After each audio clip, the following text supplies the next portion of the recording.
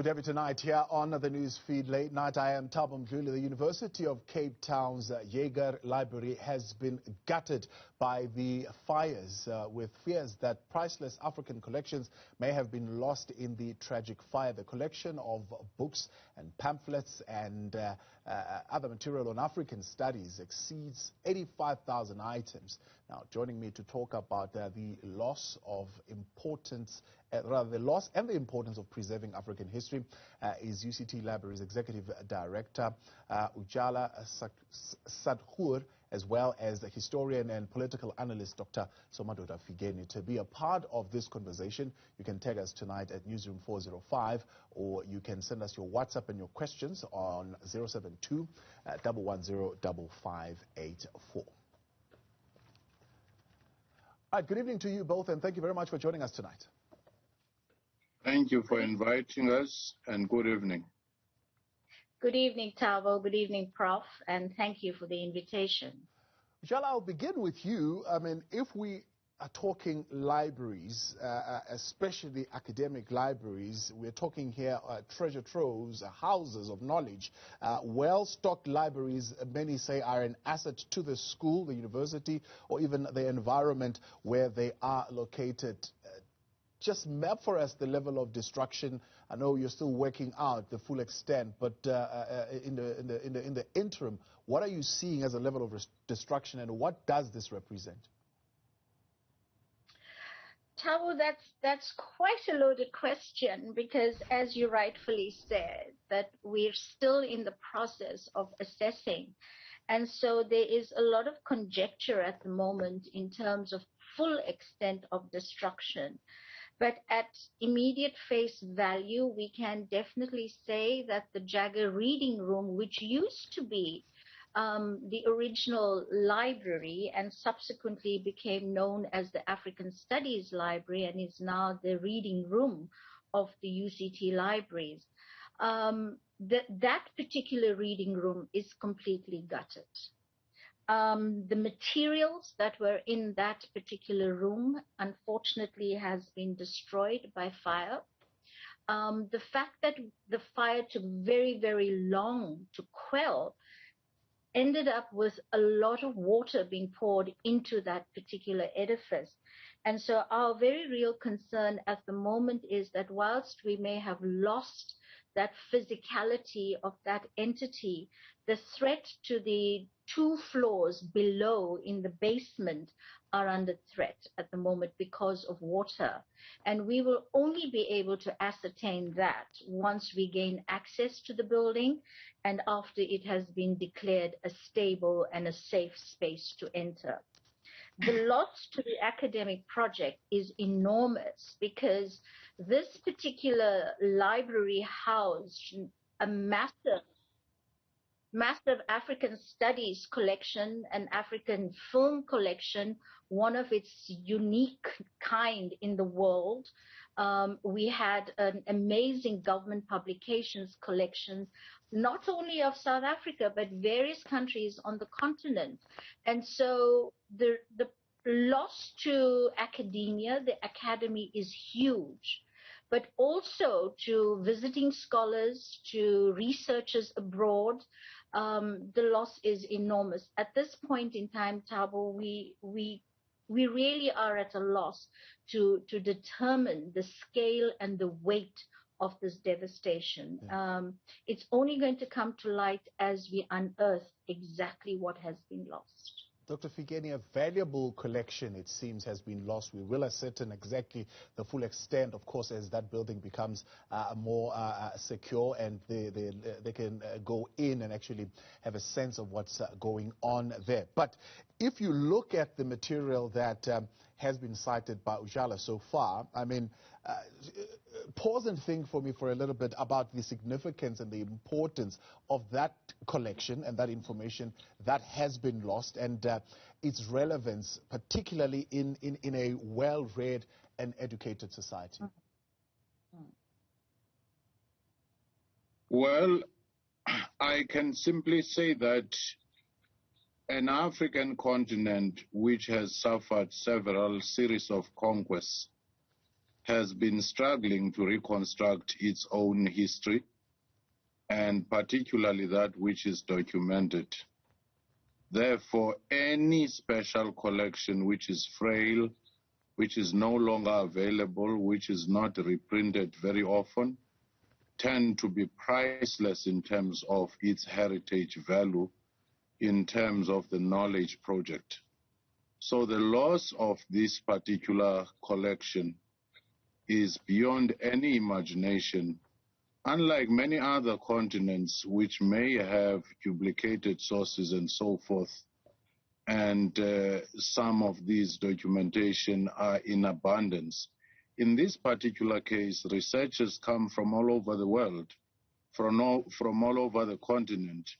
As the librarian was mentioning, even some of the African countries' transitions to independence, their material is contained in this particular special collection. So when they are lost, it actually reminds us of the destruction of the Timbuktu ancient library as well. So that in itself, I do think that the loss is beyond any imagination at this particular moment. Now, when you look at information naturally, I mean, it's looked at as a national resource, a medium for social communication. Ujala, how do you then support, right, today's social and education pattern of learning going forward with a depletion in your collection? I think, Thabo, at this point in time, the depletion affords us an opportunity to redouble our efforts to firstly rebuild the collection. I can say that particularly with the African Studies collection, we had introduced a policy whereby we purchased duplicate copies, and this was over the last 10 years or so, and that is housed in our general collection. So we do have the basis of rebuilding this African Studies collection. In terms of how do we actually access and provide access, etc., for the academy, we work in collaboration with the academics. We work in collaboration with other agencies, etc., to source materials. And so when we go primarily for print, there's a particular reason for it. And researchers enjoy using print materials, etc. And we actively source materials that complement the academic programs, etc. However, we do have a parallel development of e-resources as well. So that can supplement the physical resource and provide access from anywhere in the world as an e-resource. But the magic or the beauty of working with a tangible hard copy, a print copy, for many researchers and old school academics is invaluable. And so this will allow us the opportunity, Thabo, to go ahead and rebuild the collection, also to consider alternative formats in which we can acquire materials, but also those that we manage to salvage. We're going to have to go on a proactive digitization initiative so that access will be protected and preservation of materials can also be assured. I think, it raises these questions after this quirk of nature, quirk of fate, that although we have had in place policies and systems and guidelines for preservation, for conservation, it's only when something like this happens that we realize that was it sufficient? Yeah. Was it enough? And I would like to assure everybody that all systems were in place, for preserving and for the future preservation of these collections. Yeah. And we never in all our lives expected this to happen. So a quirk of fate is forcing us to rethink our collection and how do we intend rebuilding it developing it further in different areas, new politics that's emerging across the continent, related to the SDGs, etc., a human rights collection. Not that it wasn't there, but it forces us also to decolonize a very colonial collection or links to coloniality. Yeah. And so in all of this sadness and horror, there is the opportunity, the genesis of something new to look forward to. Ujala, we'll talk a little bit more about the collection security policies that you're talking about in programs and procedures as well that you adhere to as far as protecting our collections. We'll continue in a moment here on the Newsfeed Late Night with the UCT Library Executive Director Ujala Satgoor, as well as historian and political analyst Dr. Somadoda Fikeni, to be a part of the conversation. Tag us on Twitter tonight at Newsroom 405. WhatsApp your questions and your comments to 072 110 5584. Back with you here on the Newsfeed Late Night. Thanks for staying on tonight in conversation with the UCT Library's Executive Director, Ujala Satgoor, as well as historian and political analyst, Dr. Somadoda Fikeni. You're a part of the conversation tonight on Twitter at Newsroom 405, or WhatsApp your questions and your comments to 072 110 5584. Hundreds of years of history going up in smoke over the weekend as the reading room at the Jagger Library at the UCT goes up in smoke. And we're talking today the significance and the importance of this collection and what it could possibly mean. Dr. Fikeni, talk to me then about the importance of this collection, particularly when we are talking decolonization. How important is access to this information when we're talking the decolonization of the continent, but also we're talking the unity of the continent, as we more and more hear people talking about Africa as a continent needs to come and become one and break this divide that has been artificially put called borders? Well, I do think that we should underscore this one fact, that some of these special collections are not necessarily some anti-colonial material. It's a mix. But it allows us to get into the mind of colonialists as to what the traditional colonial anthropology and their ethnographic curiosity might have contained. It also gives us an opportunity to understand the life then and interpret it within the new lenses of decoloniality.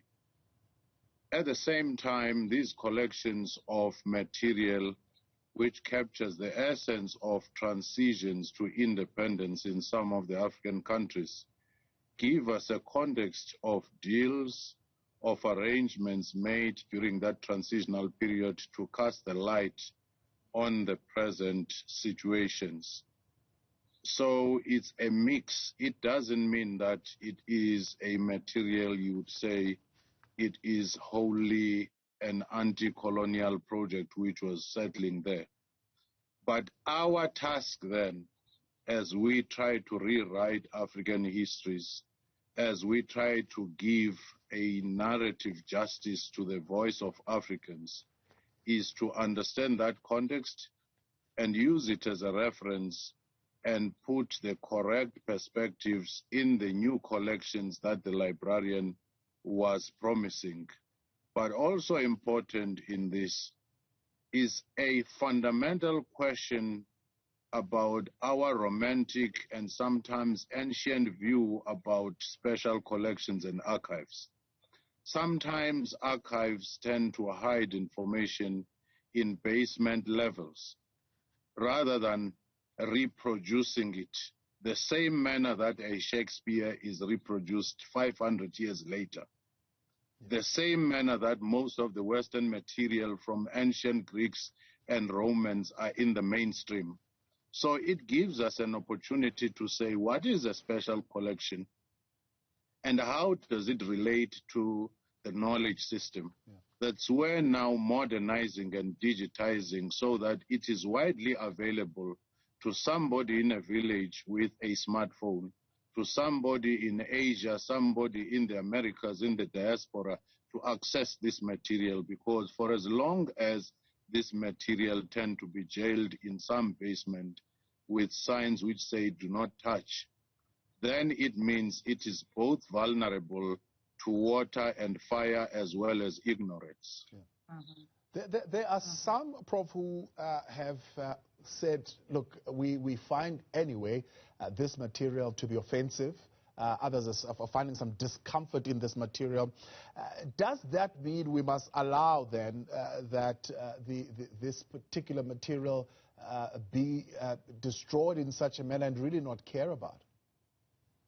Not at all. In fact, the Knowledge Project, it's about a meaningful dialogue between various narratives of what the past was.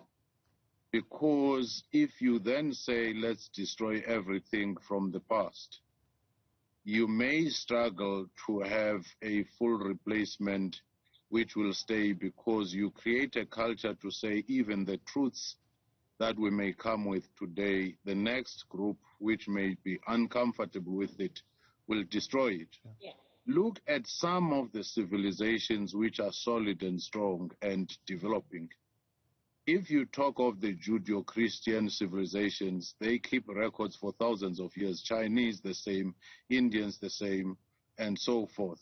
It's only the conquered people like the natives in America, like the Aborigines in Australia, and the Africans in the continent, where you often have this temptation to say, let's erase records. Yeah. Some of a careful reading of these records will tell you how many slaves were brought in. Do you want to erase that information? Yeah. There are some who, will tell you which seek land. Maybe to derive political benefit from such a call. I mean, other might even say a populist call.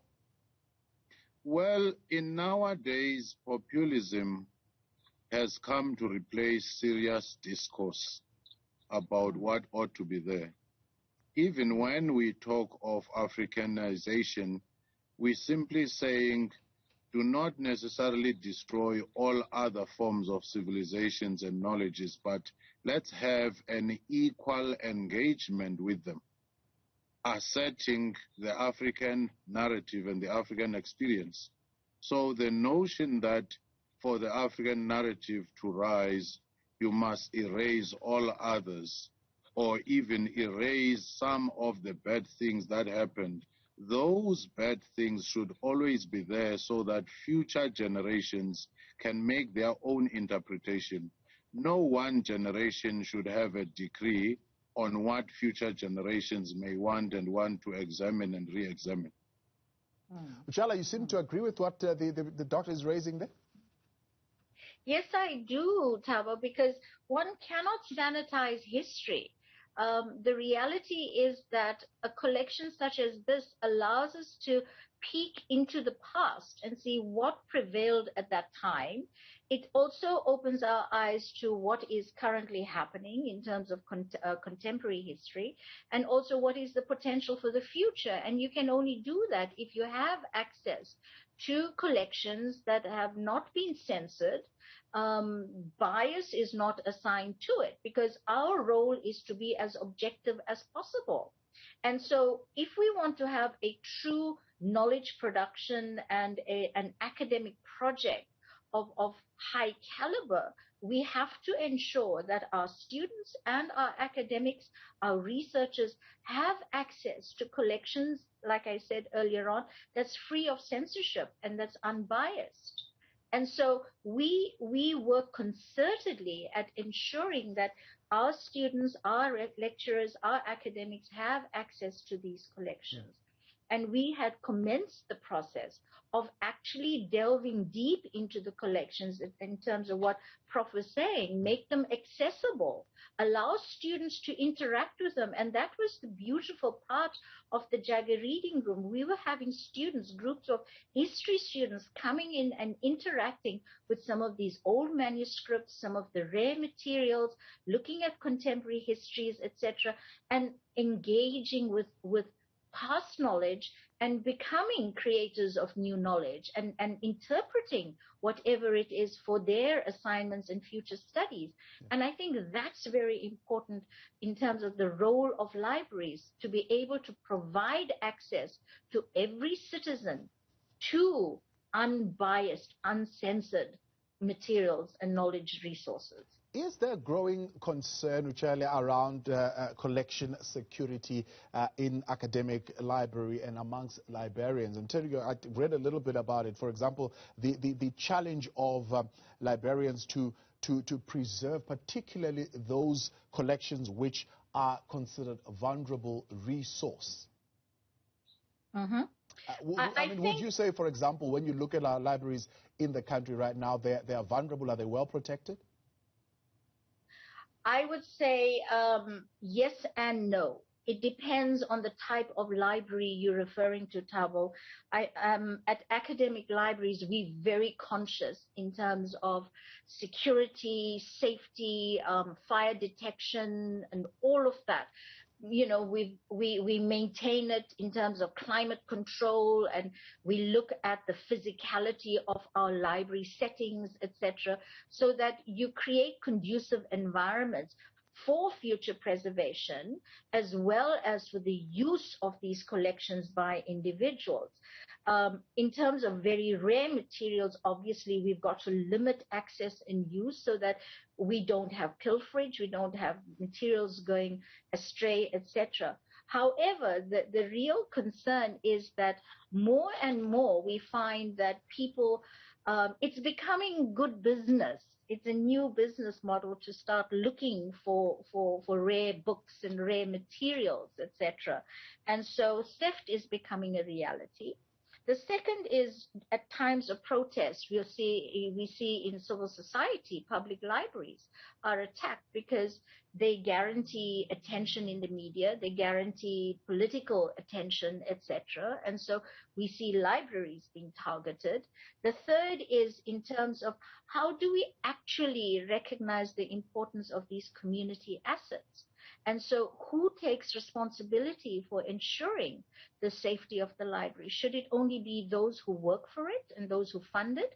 Or should it be truly treated as a community asset? And communities protect these very, very important resource to ensure that every child has access to materials to grow their literacy, their numeracy, but also to broaden the scope of their thinking, broaden their imaginations, broaden their articulation, etc., and in whatever language they so choose to. And so we're saying that libraries matter, which, by the way, is the theme for South African Library Week for 2021. And we need to ask that question, how do they matter?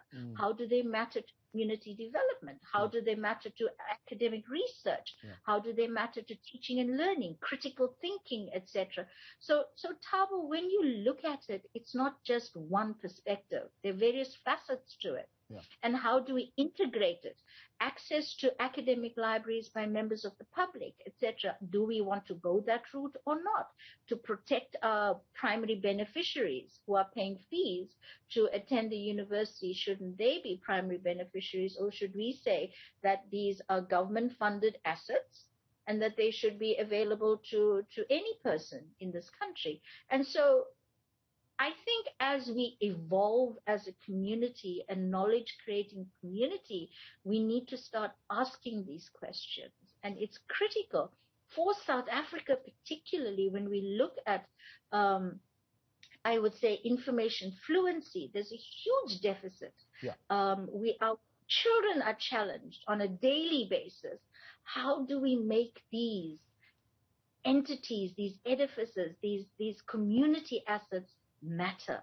And that's a national conversation which we would be very happy to engage with.